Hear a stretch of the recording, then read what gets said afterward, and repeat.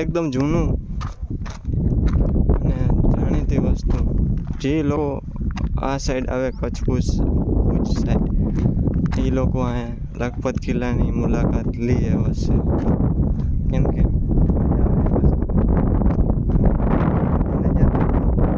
ખૂબસૂરત દેખાય લુક ઉઠાવો. બધા આગળ વ્યા ગયા, હું એક જ પાછળ રહી ગયો. કિલ્લો તો ચારે બાજુ એટલો વિશાળ અને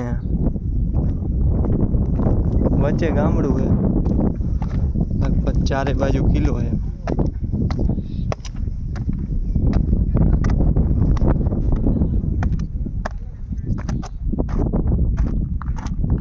એક વસ્તુ આ શું હોઈ શકે? હા, આ તોપ છે.